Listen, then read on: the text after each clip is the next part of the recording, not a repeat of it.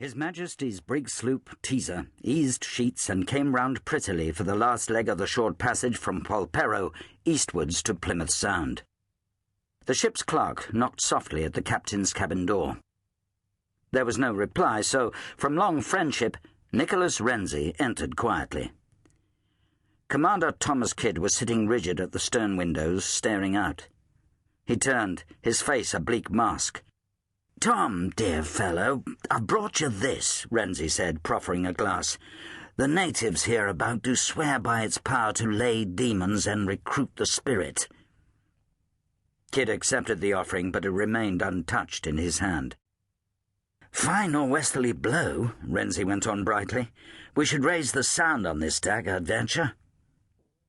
There was no response from the fine and ambitious sea officer who'd made the incredible journey from the forecastle to the quarterdeck, then achieved his own command, now brought so low. It had been so sudden. Returning triumphant after a rousing cruise, Kydd had decided to snatch a few moments in Polperro, the home of his newly betrothed, Rosalind. There, he learned of her tragic death just days before. Renzi drew a chair close. There was little to be said. Grief was such a private thing. But in this, Renzi knew guilt.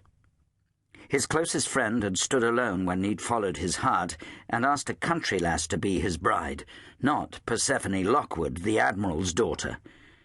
There'd never been a formal understanding between Kydd and Miss Lockwood, but society, and Renzi, had been outraged nevertheless. "You should know this, dear friend. I own myself shamed by my actions, you must understand," Renzi said in a low voice. "It was unpardonable not to recognize that that your sentiments sprang from the noblest and purest—" His words went unheard, but he vowed that whatever lay ahead for Kydd, he would be at his side, especially when he tried to re-enter the world that had turned its back on him. But there were more pressing concerns now.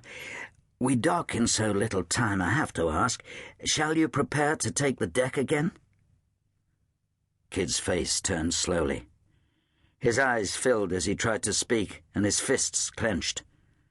Renzi knew for the sake of the future that Kydd should be the one to take Teaser to her rest. "You are the captain still, and duty is a stern mistress. Shall I—" He let it hang. As the words penetrated, Kydd rose from his chair like an old man and made his way to his inner cabin. After a few minutes he emerged and took a last long look through the windows at the receding wake.